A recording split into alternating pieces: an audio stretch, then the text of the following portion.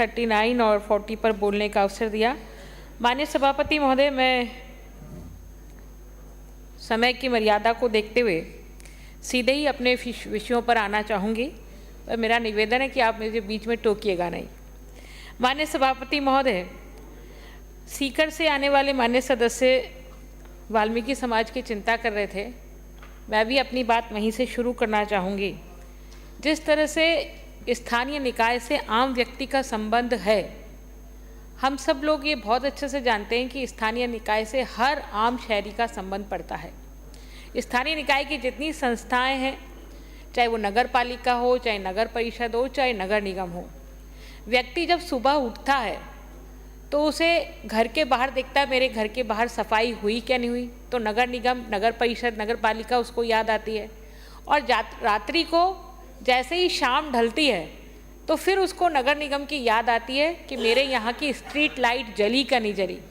तो पूरे 24 घंटे व्यक्ति सोते समय और जागते समय नगर निगम, नगर निगम के प्रशासन को याद रखता है। इसी प्रकार से जैसे किसी परिवार में नए व्यक्ति का आगमन होता है, नए बालक का आगमन होता है, तो उसके रजिस्ट्रेशन के लिए जन्म प्रमाण पत्र बनाना होता है तो नगर निगम की ओर मुँह ताकता है। और यदि किसी परिवार में किसी व्यक्ति के 100 वर्ष पूरे हो जाते हैं तो 100 वर्ष पूरे होने पर यदि किसी व्यक्ति को मृत्यु प्रमाण पत्र भी बनाना है तो जीवन चक्र जन्म से लेकर के मृत्यु तक उसको नगर स्थानीय निकाय के संपर्क में रहना होता है। तो ऐसी नगर निगम, स्थानीय निकाय का प्रशासन और उसमें काम करने वाले कर्मचारी वृंद, यदि उनकी मानसिकता ठीक नहीं होगी, यदि वो सुरक्षित नहीं महसूस करेंगे अपने आप को, अपने वेतन भत्तों को लेकर के उनके अंदर में जो असुरक्षा का, मन के अंदर असुरक्षा का जो भाव होता है, उस भाव से वो ठीक मनस्थिति से काम नहीं कर सकते। इसलिए माननीय सभापति महोदय, आपको निवेदन करना चाहूँगी, माननीय मंत्री महोदय का ध्यान आकर्षित करना चाहूँगी। 1 अगस्त 1998 को तत्कालीन सरकार द्वारा चुंगी की समाप्ति की घोषणा की गई और चुंगी की समाप्ति की जब घोषणा हुई तो उस समय नगर निगमों को कैसे कर्मचारियों को वेतन भत्ते दिए जाएंगे, इसकी क्या व्यवस्था होगी और आने वाले समय में वो वेतन भत्ते कैसे पर्याप्त होंगे, इसकी भी व्यवस्था उस समय के तत्कालीन प्रशासन द्वारा, तत्कालीन सरकार द्वारा की गई। 97 और 98 में जो चुंगी से अर्जित आई थी, हर वर्ष उसके 10% को बढ़ा करके उन नगर निगमों को, नगर पालिकाओं को, नगर परिषदों को दी जाएगी। माननीय सभापति महोदय, जब मैं पिछले 5 साल का ये आंकड़ा देखती हूँ तो ये आंकड़े में जानकारी मिलती है कि हम 2016-17 1419 रुपये चुंगी पुनर्भरण के पेटे दिए गए। 17-18 में ये राशि 15,567 रुपये थी। 20-21 में यह राशि 2,084 रुपये थी और अभी इस वर्ष की जब मैं बात करती हूँ 24-25 में, तो ये राशि 3,190 करोड़ रुपया है। ये 3,190 करोड़ रुपया हम चुंगी पुनर्भरण के पेटे दे रहे हैं। मेरा निवेदन है माननीय मंत्री महोदय को ध्यान आकर्षित करना चाहूँगी कि पंचायती राज संस्थान जो हैं वो संविधान संशोधन अधिनियम 73 और शहरी स्थानीय निकाय संशोधन अधिनियम 74 के तहत गठित स्वायत्त शासी संस्थान है। माननीय मंत्री महोदय, ये जो 73 संशोधन के तहत पंचायती राज संस्थानों का गठन हुआ, तो पंचायती राज संस्थानों को स्वायत्त शासी संस्थान होने के बावजूद भी राज्य की संचित नीति से वेतन भत्तों का पुनर्भरण किया जाता है। लेकिन 74 संशोधन के बाद में स्वायत्त शासी संस्था, जो स्थानीय निकाय विभाग की स्वायत्त शासी संस्थाएं हैं, उनको संचित निधि से ना देकर के चुंगी के पेटे जो राशि दी जाती है उसी से वेतन भत्ते चुकाए जाते हैं। फिर इसके अतिरिक्त उस समय तत्कालीन 2013 से 18 के बीच में जब वसुंधरा जी की सरकार थी तो उन्होंने नए 30,000 वाल्मीकि समाज के लोगों को, सफाई कर्मचारियों को भर्ती करने की घोषणा की। अब जब ये तय हुआ था कि 10% की वार्षिक वृद्धि होगी, उस समय नए कर्मचारी आएंगे, ये तय नहीं था कि नए कर्मचारियों को वेतन भत्ता कैसे देंगे, नगर पालिकाएं जो बनेगी उनको वेतन भत्ता कैसे देंगे। तो मेरा आपसे निवेदन है कि आज वर्तमान की स्थिति में स्थानीय निकाय विभाग में लगभग 44,439 पद स्वीकृत हैं। ये 44,439 पदों में निश्चित रूप से आज की आवश्यकताओं के अनुसार जैसे जैसे क्षेत्रीय विकास हो रहा है, विस्तार हो रहा है, आबादी का विस्तार हो रहा है, तो हमें नए नए नवाचारों के तहत कभी एटीपी का पद, डीटीपी का पद, अब जैसे कभी नगर परिषद हुआ करती थी अजमेर, आज अजमेर नगर निगम है। अब मैं डिमांड करूंगी कि नगर निगम को 2 जोनों में विभक्त किया जाए, एक उत्तर जोन और एक दक्षिण जोन। तो 2 जोन आयुक्त भी होंगे, है ना, अधिशासी अभियंता भी होंगे, सब तरह के कर्मचारियों की जरूरत पड़ती है। तो मेरा निवेदन है आपसे, इससे ज़्यादा राज्य सरकार पर भार नहीं पड़ने वाला है। और आप फाइनेंस मिनिस्टर को, माननीय मुख्यमंत्री जी को निवेदन करें, आपकी सिफारिश के साथ यदि ये बात जाती है तो निश्चित रूप से वो पूरा करेंगे।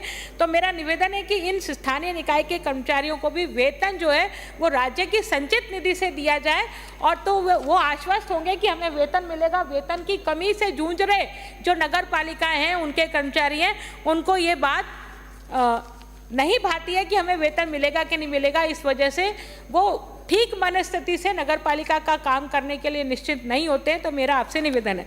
इसी के साथ माननीय सभापति महोदय, आपके माध्यम से माननीय मंत्री महोदय को कहना चाहूँगी, मेरे पास ये बजट भाषण 2024-25 है।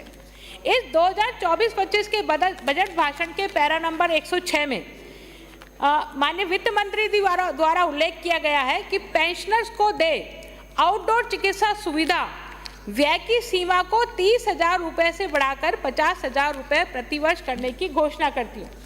तो ये जो पेंशनर्स को दे राशि है वो 30,000 से 50,000 बढ़ाई गई है। मेरा निवेदन है कि जो नगर निगम के रिटायर कर्मचारी हैं, जैसा मेरे से पूर्व आने वाले माननीय सदस्य कह रहे थे कि नगर निगम के जो कर्मचारी हैं उनमें से 80-90% सफाई कर्मचारी हैं और ये अनहाइजेनिक कार्य में लगे होते हैं। जब रिटायर होते हैं तो इनको बहुत ज़्यादा उपचार की ज़रूरत पड़ती है। ऐसी स्थिति में यदि इन कर्मचारियों की राशि को हम नहीं बढ़ाते हैं तो हम उनके साथ अन्याय कर रहे होते हैं।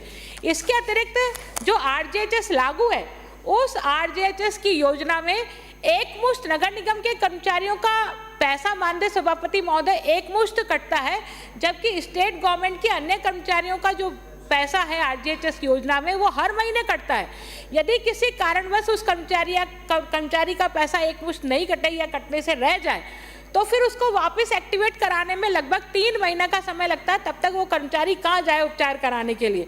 तो मेरा निवेदन है कि जिस तरह से अन्य राज्य कर्मचारियों के साथ का वेतन में से वो आरजेएचएस का पैसा कटता है, उसी तरह से नगर निगम के कर्मचारियों के वेतन भत्ते में से भी हर महीने ये पैसा कटे, ताकि वो निश्चिंत हो जाए कि हमें जब बीमार होंगे तो हमें ये सुविधा का लाभ मिल सकेगा।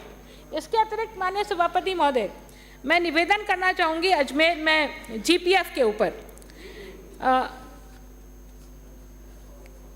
वित्त विभाग के परिपत्र दिनांक 11/12/2020 द्वारा राजस्थान राज्य कर्मचारी सामान्य प्रावधिक निधि नियम 1997 के नियम 11 के प्रावधान के अंतर्गत राज्य सरकार के सार्वजनिक क्षेत्र के उपक्रम, स्वायत्तशासी संस्थाएं, बोर्ड, निगम आदि के कार्मिकों के लिए राजस्थान राज्य कर्मचारी सामान्य प्रावधिक निधि नियम 1997 के अंतर्गत एक नवीन योजना सामान्य प्रावधिक जीपीएफ सैब प्रतिपादित की गई थी, जिसमें सभी निकाय के कर्मचारियों के डीए एरियर और बोनस के अंशदान की राशि को अनिवार्य रूप से जमा की जा रही है। परंतु माननीय सभापति महोदय, निवेदन करना चाहूँगी कि अंशदान की कटौती का प्रावधान इसके कर्मचारियों के अनुरूप जो वेतन वो अनिवार्य अंशदान की कटौती का प्रावधान नहीं किया गया है।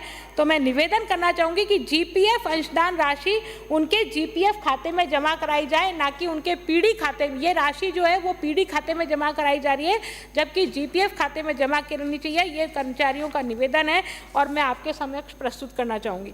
अब मैं माननीय सभापति महोदय अपने निर्वाचन क्षेत्र के विषय में आती हूँ। नगर निगम अजमेर में 2012 में माननीय सभापति महोदय सफाई कर्मचारियों की भर्ती हुई। 182 सफाई कर्मचारियों की भर्ती हुई। किसी ने शिकायत करी और शिकायत के कारण से वो भर्ती 2012 से लेकर आज 2025 से अब तक अटकी हुई है।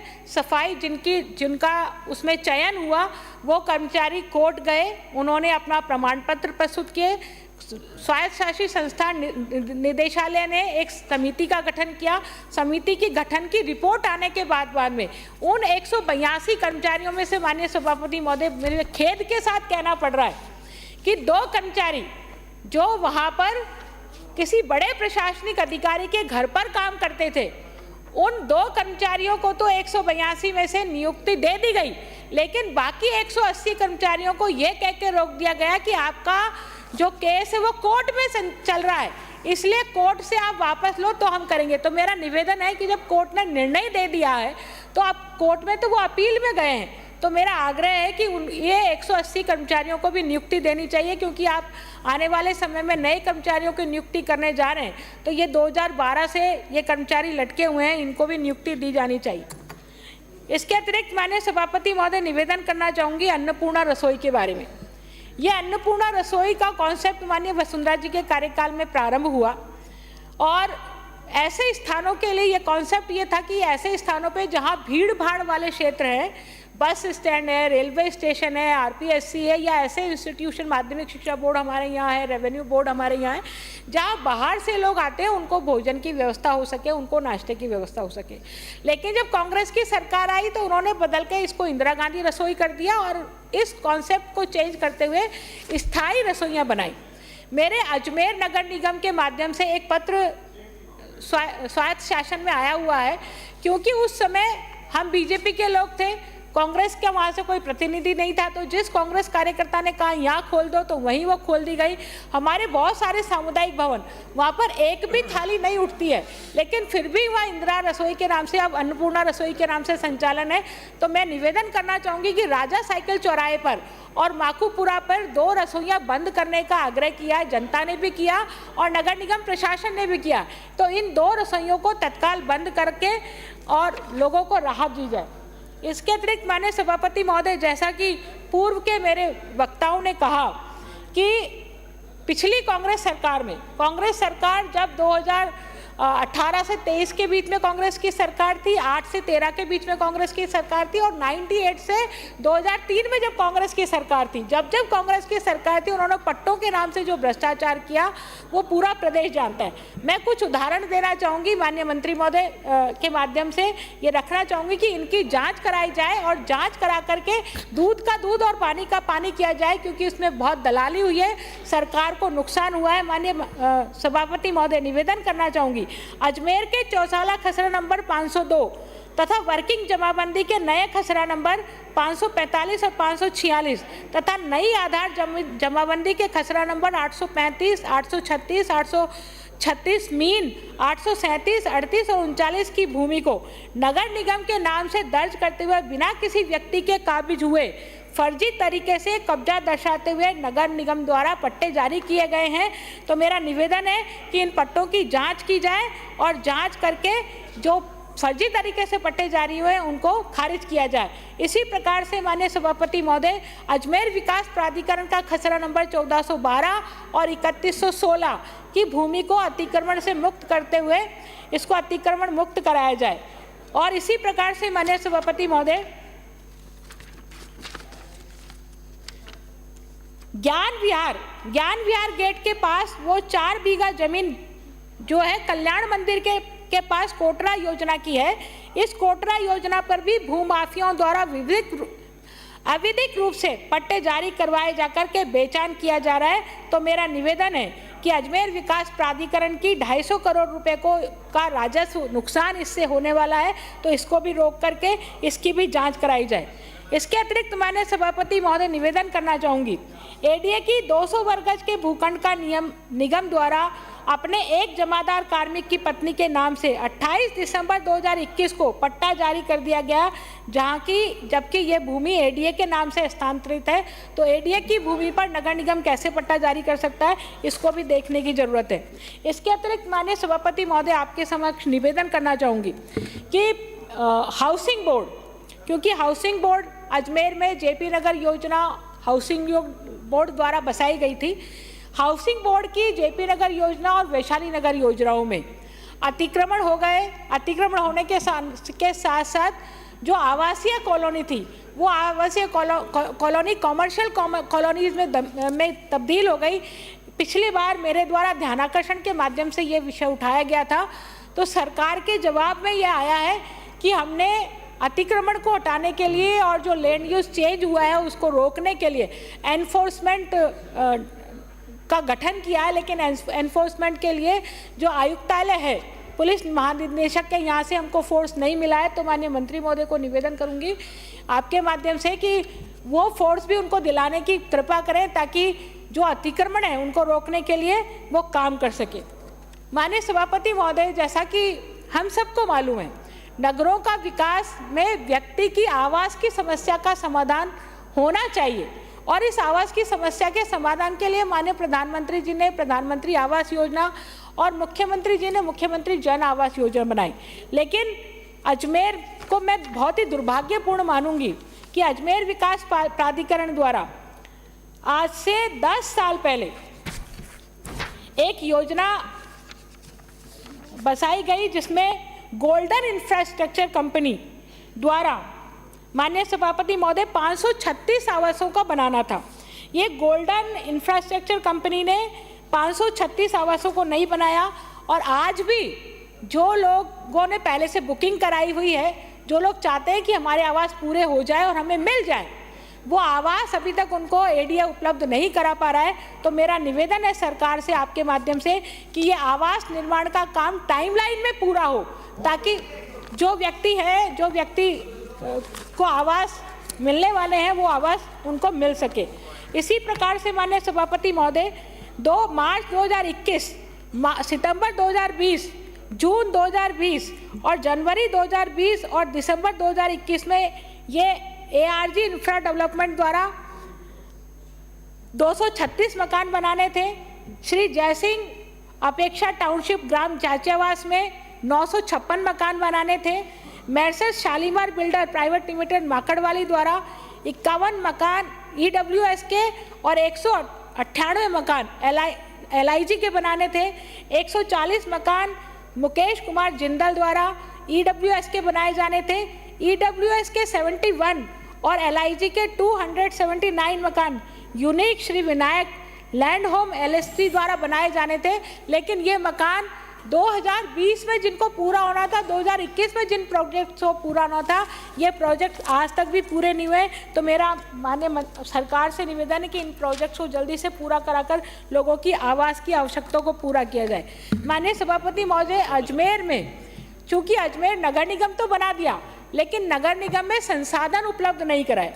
मेरा निवेदन है आपके माध्यम से कि अजमेर की आवारा पशुओं की समस्या बहुत बड़ी समस्या है। अजमेर पुष्कर मेले के कारण से और ख्वाजा मोइनुद्दीन चिश्ती की दरगाह होने के कारण से वहाँ फ्लोटिंग पॉपुलेशन की संख्या अधिक रहती है।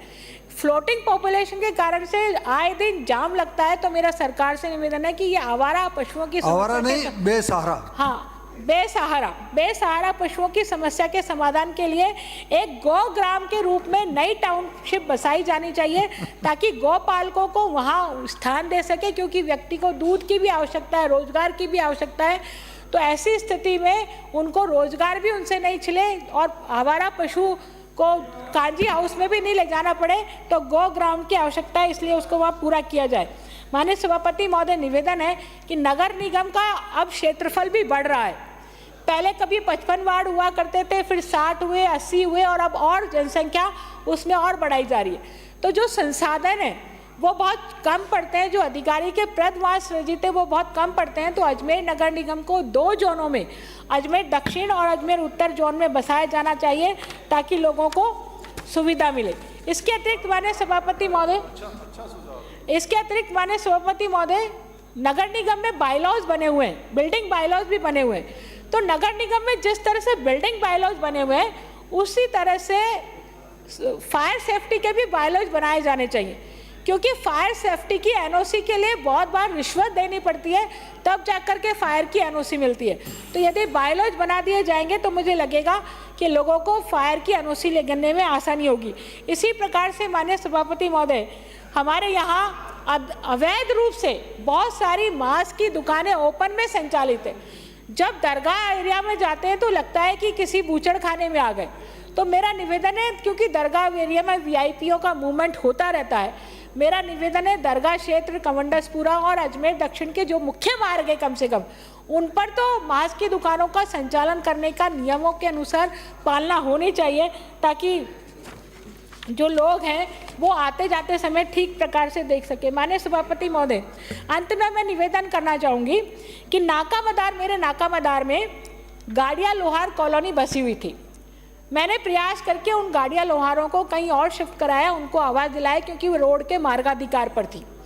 लेकिन गाड़िया लोहारों की कॉलोनी शिफ्ट होने के बावजूद भी वहाँ से जो अतिक्रमण है वो साफ नहीं हुआ है। उसके कारण से जो गुलाबबाड़ी LC 44 का जो ओवरब्रिज है का काम चल रहा है, वहाँ इतना अतिक्रमण हो रखा है कि लोगों को आने जाने में दिक्कत होती है।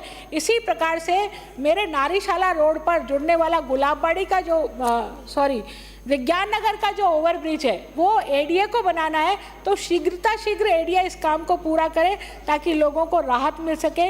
इसी के अतिरिक्त माननीय सभापति महोदय, अंत में एक बात, मेरे यहाँ पर चूंकि 2 योजना ADA द्वारा बसाई गई थी, DD पुरम और पृथ्वीराज नगर योजना। ये DD पुरम में आज तक बिजली और पानी की व्यवस्था नहीं हो पाई। यही हाल पृथ्वीराज नगर का भी है। तो लोग जिन्होंने महंगे दामों पर प्लॉट खरीदे हैं, वो महंगे दामों पर प्लॉट खरीदने के बावजूद भी आज 10 साल बाद भी परेशान है कि वो अपना मकान कैसे बनाए। तो मेरा निवेदन है कि वह पानी और बिजली की व्यवस्था सरकार को करे। इतना ही कह के आपने मुझे समय दिया, बहुत बहुत धन्यवाद।